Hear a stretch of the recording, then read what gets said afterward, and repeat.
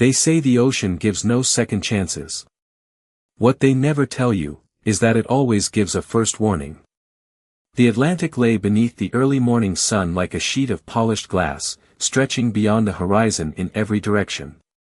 A U.S. Navy task force moved steadily through the calm water, its destroyers and support ships holding flawless formation beneath a cloudless sky.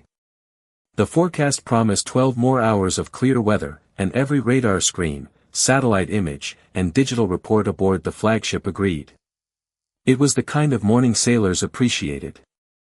Flight crews prepared helicopters for routine exercises while mechanics completed final inspections on the deck. Coffee cups steamed in calloused hands. Quiet laughter drifted across the passageways as another ordinary day at sea seemed to unfold exactly as expected. Only one person wasn't looking at the forecast. Petty Officer Emily Carter stood alone near the starboard rail, her white skin catching the soft golden light as the breeze gently brushed against her neatly secured dark brown hair beneath her navy cap.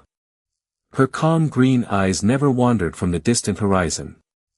While everyone else admired the peaceful sea, she studied it. Not the surface. The movement beneath it. She watched the swells arriving from impossible angles, each one subtle enough to escape an untrained eye. The wind carried a faint metallic scent instead of the clean salt air that usually greeted the fleet at sunrise. High above, the seabirds that had followed the ship since dawn had quietly vanished without explanation.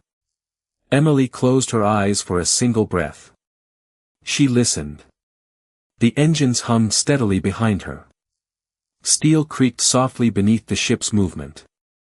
Somewhere nearby, sailors joked about the calm weather. Beyond those familiar sounds, the ocean felt different. Commander Daniel Brooks stepped onto the bridge wing carrying the morning operational reports. A veteran officer with decades of experience at sea, he paused when he noticed Emily standing in the exact same place she had occupied nearly every morning since joining the task force.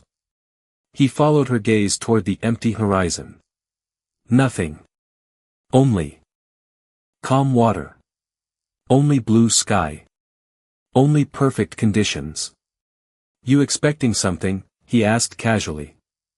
Emily turned, offering the same composed expression she carried through every assignment. "I don't know what yet, sir." Daniel glanced back toward the sea. "It looks peaceful enough." "It does." She returned her attention to the horizon. "That's what concerns me." The commander studied her for another moment before continuing toward the bridge, trusting the certainty displayed on every instrument more than a feeling no machine could measure. Emily reached into her pocket and removed a small weather notebook worn smooth from years of use. Without hesitation, she recorded 4 observations. Wind direction. Wave interval. Air pressure. Bird activity. Then she closed the notebook. Experience had taught her that the ocean rarely announced danger with noise. More often, it whispered. Commander Daniel Brooks reached the bridge just as the morning briefing began. Navigation officers stood around illuminated displays while radar operators monitored the fleet's course with practiced efficiency. Large digital weather maps covered the central screen, each one confirming the same reassuring conclusion. Clear skies. Stable pressure. Minimal wind. No significant weather activity within hundreds of miles. Daniel scanned the reports one final time before nodding with quiet satisfaction. "Looks like the Atlantic is giving us an easy day." Several officers smiled. "We'll finally get those helicopter drills completed, sir." Before Daniel could respond, the bridge doors opened quietly. Emily Carter stepped inside. She carried no urgency in her posture. No alarm in her voice. Only the same calm expression she wore every morning. She stopped a respectful distance from the command table. "Permission to report an observation, sir." Daniel looked up. "Go ahead." Emily glanced briefly toward the windows overlooking the endless sea. "I recommend we suspend today's flight exercises and begin securing non-essential equipment." The room became noticeably quieter. Daniel studied her expression. Has something changed on the radar? No, sir. Satellite update? No, sir. Any communication? From Fleet Weather Command? Emily shook her head. No, sir. One of the navigation officers looked confused. Then what exactly are you seeing? Emily stepped toward the chart table. The wind shifted without a matching pressure pattern. She pointed toward the fleet's projected course. The wave intervals have shortened, but the surface remains unnaturally smooth. Her finger moved farther across the chart. The seabirds disappeared nearly an hour ago. Several officers exchanged uncertain glances. One lieutenant smiled politely. With respect, petty officer, none of those are official warning indicators. Emily met his eyes without hesitation. No, sir. They're observations. A brief silence followed. Daniel folded his arms. You believe they're connected? Yes, sir. What do you believe is coming? Emily answered with complete certainty. A storm. The lieutenant quietly shook his head. Every forecast says otherwise. Emily nodded once. I know. The models have been accurate all week. I know. The bridge fell silent again. Daniel walked toward the forward windows. Outside, sunlight sparkled across calm water. Sailors moved casually along the flight deck while nearby destroyers held perfect formation against an empty horizon. Nothing supported Emily's conclusion. Nothing except her confidence. Daniel turned back toward her. How certain are you? Emily never looked away. Certain enough that I'd rather prepare for a storm that never arrives than explain why we ignored the first warning. The words lingered across the bridge. No one laughed. No one argued. Daniel slowly lowered the weather report in his hand. Years at sea had taught him that confidence alone meant very little. But calm confidence. That was harder to dismiss. He looked once more toward the cloudless horizon before making his decision. Quietly increase readiness. Several officers looked surprised. No general alert, Daniel continued. Secure loose equipment, verify emergency systems, and postpone flight operations until further notice. The lieutenant hesitated. Sir, headquarters may ask why. Daniel glanced briefly toward Emily. If they do. He folded the weather report. Tell them we're choosing preparation over regret. The order spread across the flagship faster than the morning tide. No alarms echoed through the ship. No emergency announcement interrupted the routine. Yet sailors noticed subtle changes almost immediately. Maintenance crews secured equipment that normally remained untouched until evening. Damage control teams quietly inspected watertight doors for a second time. Helicopter mechanics covered aircraft that had been scheduled for flight only minutes earlier. Questions began circulating from one compartment to another. Did the forecast change? Are we expecting rough seas? I heard flight operations were cancelled. No one seemed to have an answer. Near the flight deck, a group of young sailors leaned against a stack of supply containers, watching Emily Carter walk methodically along the safety rail. Her notebook rested beneath one arm as she paused occasionally to observe the water instead of the sky. One sailor chuckled. There goes the weather whisperer. Another looked toward the flawless horizon. Maybe the satellites forgot to ask her. A few quiet laughs followed. Careful, another joked. She might tell us the ocean is talking again. Emily heard every word. She neither slowed her pace nor acknowledged the comments. Instead, she crouched beside a tie-down chain, checking its tension with practiced hands before moving to the next inspection point. A young seaman approached her after hesitating for several seconds. Ma'am. Emily looked up. Yes. He glanced toward the bright blue horizon. Do you really think something's coming? Emily followed his gaze. I think something has already changed. He frowned. It doesn't feel dangerous. It rarely does at first. The young sailor nodded politely, though uncertainty remained in his eyes. As he walked away, another crew member quietly muttered, "I think she's just being overly cautious." Several nearby sailors agreed. From where he stood on the bridge wing, Commander Daniel Brooks watched the exchange unfold below. He understood why the crew doubted her. Everything they could see supported the official forecast. The sea remained calm. Visibility stretched for miles. The fleet maintained perfect formation beneath endless blue skies. Even Daniel found himself wondering whether he had postponed flight operations for no reason. His executive officer stepped beside him. "Sir, morale's still good, but people are starting to question the decision." Daniel kept his eyes on the ocean. "That's understandable. You still trust her?" He didn't answer immediately. Instead, he reached for his binoculars and slowly scanned the water ahead. Nothing. Until he lowered them. Emily wasn't watching the horizon anymore.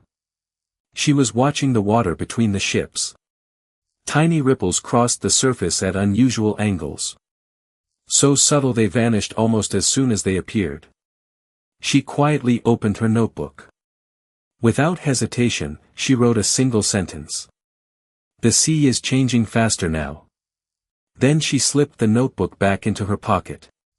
For the first time that day, a faint shadow appeared far beyond the western horizon. Most people aboard never noticed it. Emily did. And deep inside, she hoped she had made the wrong prediction. By early afternoon, the Atlantic still looked almost impossibly peaceful. Sunlight shimmered across the water in long ribbons of gold as the task force continued its steady course. Destroyers held flawless formation, helicopters remained secured on their landing pads, and the sky stretched overhead without a single threatening cloud. To anyone standing on deck, Emily Carter's warning seemed increasingly unlikely. Yet something aboard the flagship had quietly changed. Conversations had grown shorter. Sailors who had laughed that morning found themselves glancing toward the horizon more often than before. Damage control teams remained on standby. Emergency equipment had already been inspected twice. No one admitted feeling uneasy, but the confidence that had filled the ship at sunrise was no longer complete. Emily returned to the weather deck carrying her small notebook. She ignored the sky. Instead, she watched the water flowing between the ships. The swells no longer rolled with the smooth rhythm of an ordinary calm sea. Tiny wave trains crossed each other at unusual angles before disappearing. Almost instantly. The changes were subtle, far too subtle for an untrained observer, but they were becoming more frequent. She took another pressure reading. Slightly lower. She checked the wind. Almost nothing. That was the problem. The sea continued gathering energy while the air remained strangely still. Emily closed the notebook and headed directly for the bridge. Commander Daniel Brooks looked up the moment she entered. "You've seen something else." Emily nodded. "The changes are accelerating." The executive officer immediately checked the latest weather display. "No significant developments." Emily expected that answer. "The pressure is still falling." "Barely. The wave intervals have shortened again." The officer folded his arms. "None of that explains canceling operations across an entire task force." Emily met his gaze calmly. "No, sir. It explains why we shouldn't wait." Daniel stepped beside the forward windows and looked across the endless Atlantic. Everything still appeared perfectly normal. That was exactly what troubled him now. He turned back toward Emily. "If this were your ship, what would you do next?" Emily answered without hesitation. "I would secure every remaining topside operation and prepare for heavy weather immediately." Silence settled over the bridge. Those words carried consequences. Additional precautions would delay the exercise schedule for every ship in the formation and almost certainly require an explanation to higher command. The executive officer spoke quietly. "Sir, we'll have nothing to justify this decision if the weather stays clear." Daniel remained silent for several seconds. Then he looked once more toward Emily. She wasn't trying to convince anyone. She wasn't defending herself. She simply stood there with the calm certainty of someone who had learned that the ocean rarely announced danger in obvious ways. Daniel reached for the bridge phone. "Signal the fleet." The communications officer looked up. "Message, sir. All vessels will secure remaining topside activities and complete heavy weather readiness checks immediately." Within minutes, acknowledgments arrived from every ship. Some questioned the unexpected order. Others simply complied. Emily stepped back onto the weather deck. The sunlight still covered the ocean. But far beyond the western horizon, a narrow band of dark gray had begun separating the sea from the sky. It was so distant that almost no one aboard could see it. Emily could. And this time, she knew the ocean had stopped whispering. The first warning was not thunder. It was silence. Late that afternoon, the Atlantic suddenly became unnaturally still.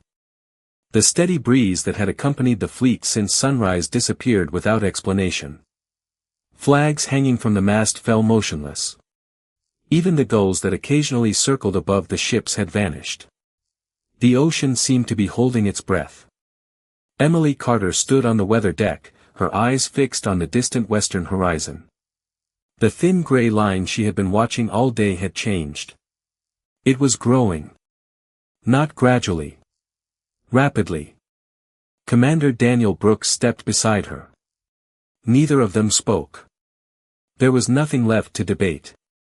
The commander raised his binoculars. At first, he saw only darkness resting low against the horizon. Then he realized it wasn't resting. It was moving. Fast. He lowered the binoculars. "Bridge," he said into his radio. "Report weather radar." Several seconds passed. "Radar still indicates scattered activity outside our projected route, sir." Daniel looked back toward the approaching darkness. "It isn't outside our route anymore." Emily spoke quietly. "It never was."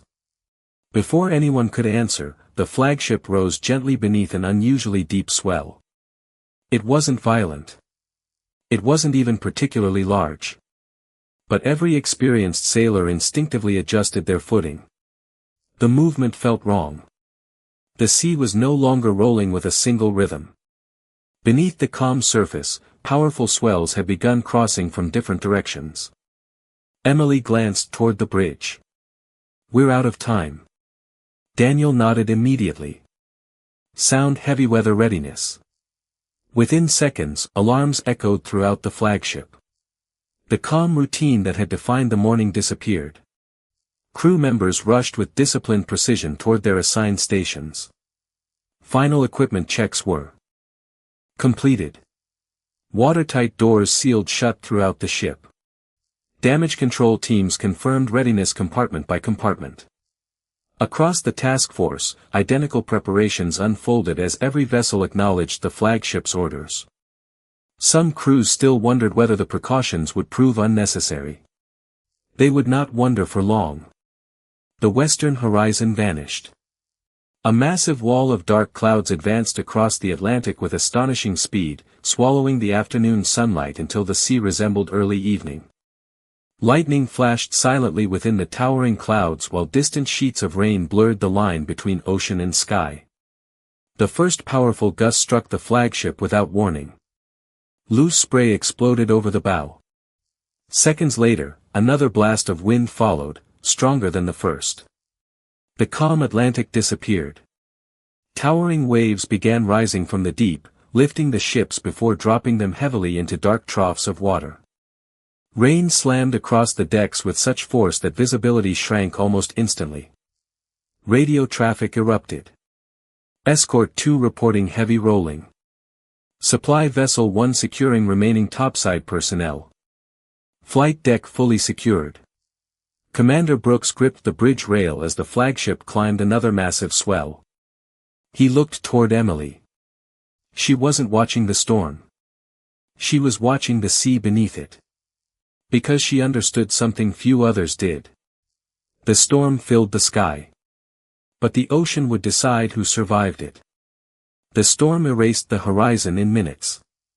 Rain hammered against steel with relentless force as towering walls of water rolled beneath the task force. The flagship climbed one massive swell before plunging into a deep valley of black water, its hull groaning under the tremendous strain. Wind screamed through antennas and rigging, carrying sheets of spray that reduced visibility to only a few yards. The surrounding ships disappeared. One moment they were visible through the rain. The next, they were swallowed by darkness. Only fragmented radio calls confirmed they were still fighting the same sea. Escort 2, maintaining course. Static. Heavy roll. Silence. Commander Daniel. Brooks stood firmly on the bridge, one hand gripping the rail while the other steadied himself against the chart table. Every officer remained focused on his station, voices calm despite the violence surrounding them. Damage report. Minor flooding on the forward weather deck. Steering responsive. Power stable. The reports came quickly. Preparation had already made the difference. Emily Carter stood near the forward bridge windows, watching neither the rain nor the lightning. She watched the waves. Years of maritime operations had taught her that storms were unpredictable. The sea beneath them was not. Every swell carried a rhythm. Every rhythm revealed what would come next. She silently counted the interval between the largest waves. 1. 2. 3. Her eyes shifted toward the starboard side. Cross swell approaching. Commander Brooks reacted instantly. Helm, prepare for heavy roll. Hold your heading. 5 seconds later, a powerful wave struck the ship from an unexpected angle. The flagship lurched violently. Crew members had already braced themselves. No one was thrown off balance. Equipment remained secured. The bridge continued operating without interruption. Daniel looked toward Emily. That hadn't been a guess. Another urgent transmission burst across the radio. Escort 4 reporting unsecured cargo shifting below deck. Daniel reached for the microphone. Emily gently raised a hand. Tell them not to send additional personnel. The communications officer hesitated. They're asking for assistance. Emily nodded. If they move people through flooded compartments now, they'll create a greater risk than the cargo itself. Daniel understood immediately. Transmit her recommendation. Moments later, the acknowledgement came back. Escort 4 copies. Another wave crashed over the bow, sending thousands of gallons of seawater racing across the forward deck. Inside the ship, emergency pumps activated exactly as planned. Watertight doors held. Backup generators remained ready.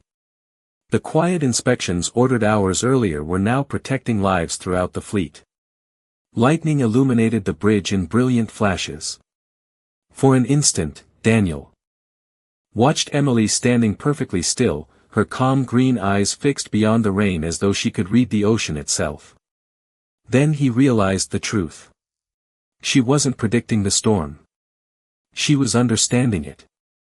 The executive officer looked up from the latest instrument readings.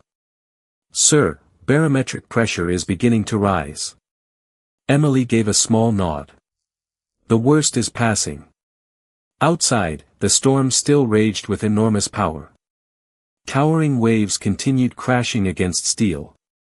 Wind still howled across the fleet. But hidden beneath the chaos, the rhythm of the sea had begun to change. Emily heard it before anyone else. And for the second time that day, the ocean had quietly spoken. The storm did not disappear. It surrendered. Hour by hour, the towering waves gradually lost their fury. The relentless wind eased into steady gusts, and the rain that had hidden the fleet slowly drifted eastward. Gray clouds broke apart, allowing narrow shafts of sunlight to reach the Atlantic once again. One by one, the ships emerged from the mist. The radio came alive. Escort 2 reporting operational. Supply Vessel 1, all personnel accounted for. Escort 4, minor structural damage. No serious injuries. Each transmission carried the same quiet relief. The fleet was still together. Commander Daniel Brooks lowered his headset and looked through the bridge windows. The ocean no longer resembled the calm sea from that morning. Floating debris drifted between lingering swells, and every ship bore visible signs of the storm's power. Yet every vessel remained afloat. Every crew had survived. He knew that outcome had never been guaranteed. Had the helicopters remained exposed, valuable aircraft would have been damaged. Had emergency stations not been prepared in advance, flooding could have spread before crews reacted. Had loose equipment remained unsecured, countless injuries might have followed. Preparation had quietly defeated panic. Daniel turned toward Emily Carter. She stood beside the forward windows exactly as she had before the storm began, her calm green eyes following the rhythm of the receding waves. There was no celebration on her face. Only quiet observation. He walked over and stopped beside her. You saw it long before the rest of us. Emily looked at the horizon. I noticed the signs, sir. Daniel gave a slow nod. During the storm, I asked personnel to review your operational record. Emily remained silent. They told me about your years supporting maritime special operations, your advanced ocean survival training, and the countless hours spent studying sea conditions during deployments. Several bridge officers exchanged surprised glances. Most had known Emily only as a disciplined Navy SEAL assigned to the task force. Very few understood the experience behind her quiet confidence. Daniel smiled faintly. You weren't relying on instinct. Emily answered softly. No, sir. You were relying on experience. Yes, sir. The executive officer stepped closer. Why didn't you explain all of that before? Emily's expression never changed. Experience doesn't become more reliable because you talk about it. Silence settled across the bridge. No one challenged her answer. There was nothing left to question. Later that afternoon, as repair crews inspected the weather deck, one of the young sailors who had joked about her warning approached Emily with visible hesitation. Ma'am. She turned toward him.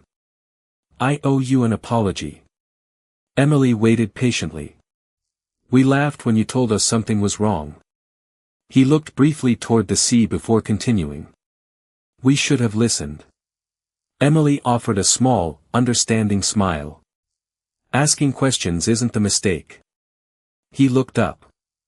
Stopping yourself from learning is. The young sailor nodded slowly. I won't forget that. Neither would anyone else aboard the fleet. For the first time since sunrise, every sailor looked across the Atlantic with different eyes. They no longer saw only calm water.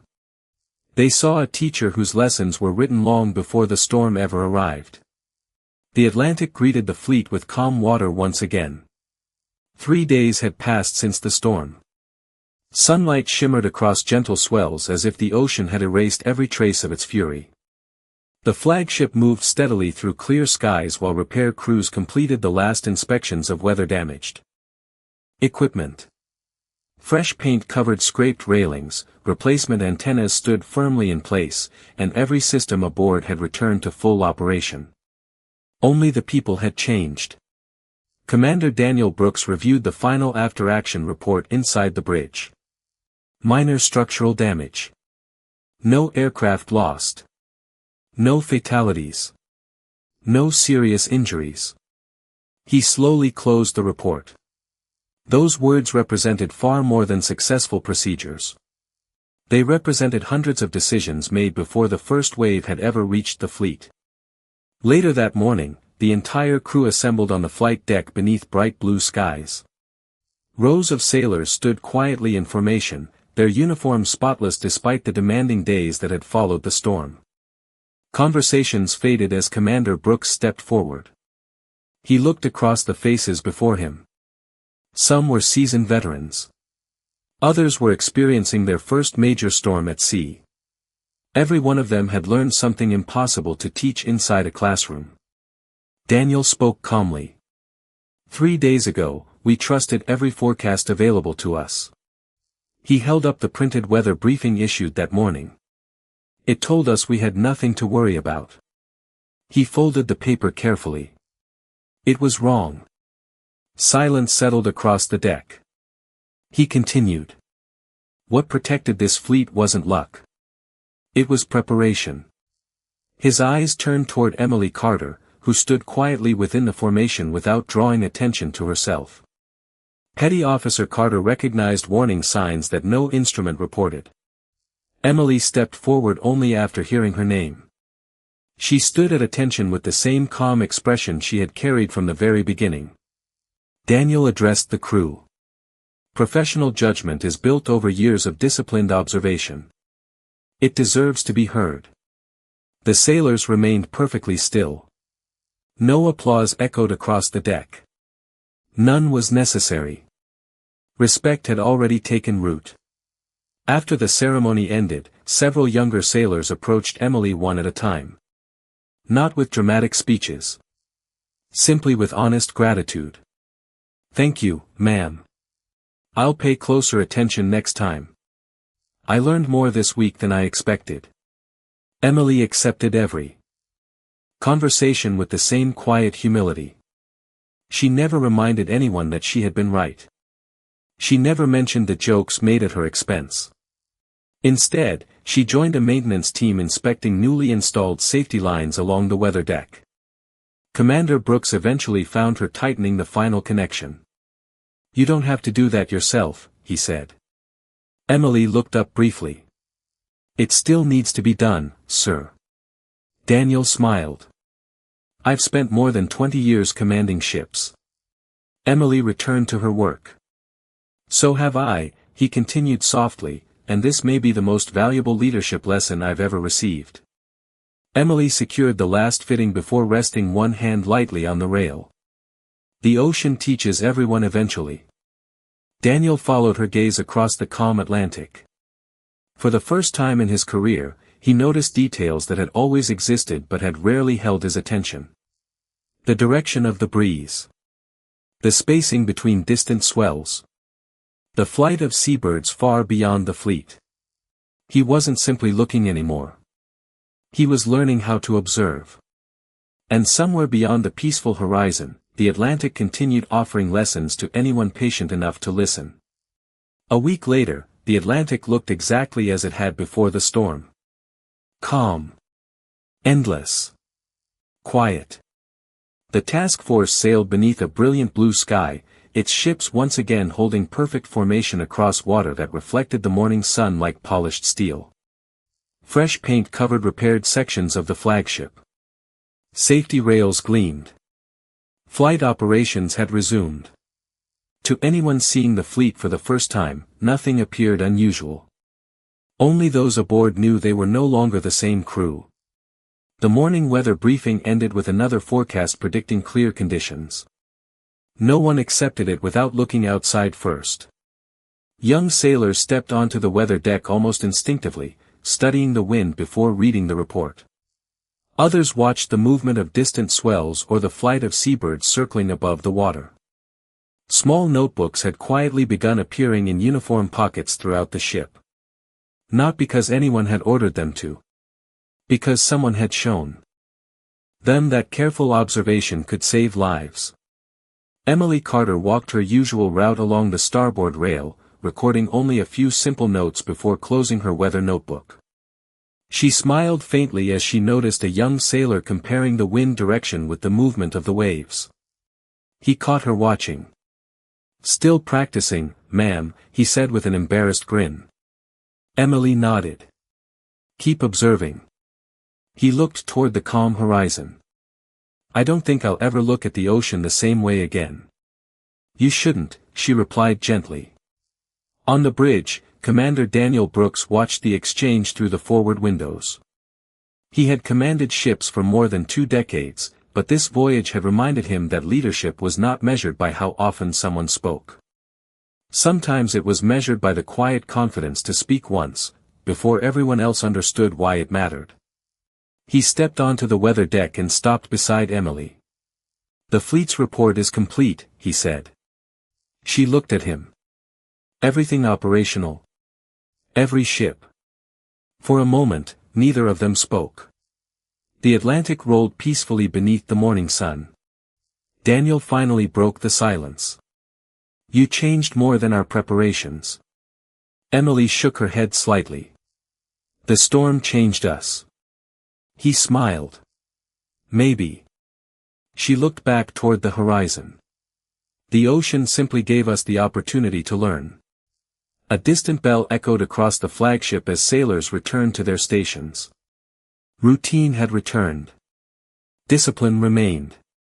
Emily slipped her notebook into her pocket and continued her morning inspection exactly as she always had. No celebration. No ceremony. Just another ordinary day of paying attention. Commander Brooks remained at the rail a little longer.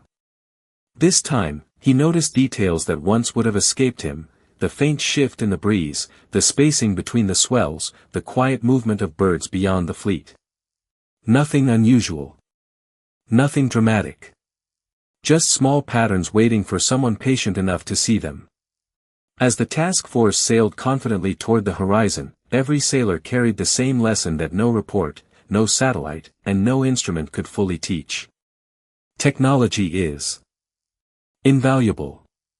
Experience is irreplaceable. And true respect is never earned by demanding attention. It is earned through discipline, humility, preparation, and the courage to speak when everyone else believes there is nothing to hear. Long after the storm disappeared beyond the horizon, that lesson continued sailing with the fleet.